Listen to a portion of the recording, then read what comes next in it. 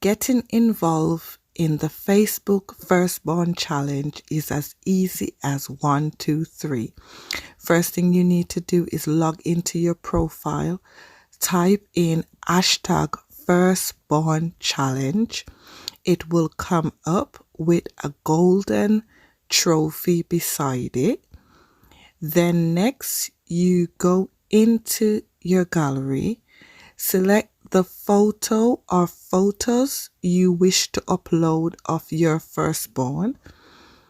Once you've done that, upload to Facebook.